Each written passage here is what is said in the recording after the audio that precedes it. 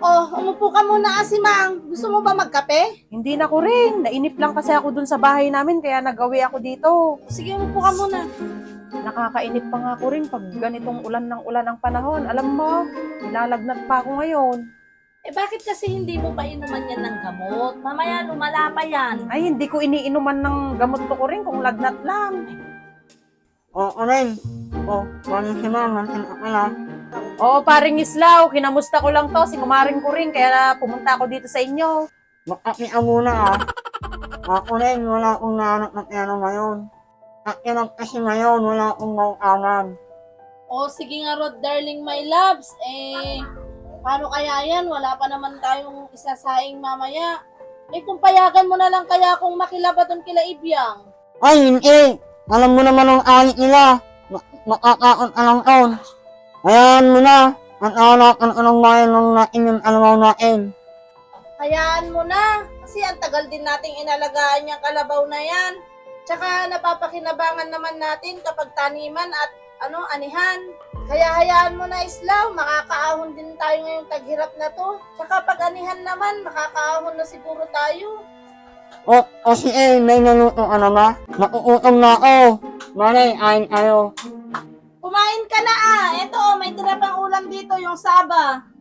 Ito, may iklog pa, tsaka tuyo. Kasi ina, at aayin na ako. Uy, Mare, magsabi ka lang sa akin. Baka may maitutulong ako sa inyo. Hindi na, Mare. Nakakahiya naman. Tsaka sa dami na nang naitulong mo sa akin, ikaw din yung laging nandyan kapag nagigipit ako. Ay, naku naman, Mare. Para saan ba't magkumari tayo? Tsaka wag mo nang isipin yung mga naitulong ko sa'yo. Lahat naman nun, kusang loob ko. Tsaka hindi ako humihingi ng kapalit. Tsaka hindi naman na kayo iba-iba sa akin ni pare. Magsabi ka lang, nakakaluwag-luwag naman ako ngayon. Nakakahiya talaga, Mare. Pero alam mo, wala pa rin kasi kaming pambayad ng kuryente. Tapos wala pa kaming isasaing mamayang hapon. O sige, Mare. Pagpasensyahan mo na muna to ha. Ito muna yung may tutulong ko.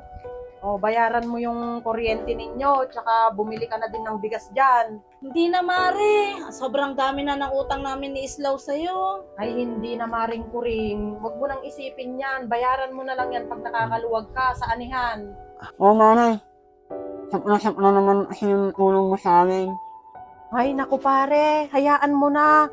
Di ba, nung panahong walang-wala naman ako, andyan naman si Kumaring Kuring, lalong-lalo ka na, hindi mo ko iniwan sa hirap ng buhay, andyan ka palagi para tulungan ako. Lalo na pare, di ba, pag tungkol sa bukid, ikaw na yung nag-aararo, lalo na pag gabi na, kaya malaking utang na loob ko din sa inyo yon. Hindi naman naiintindihan naman ika. Oo pare, walang problema sa akin yon.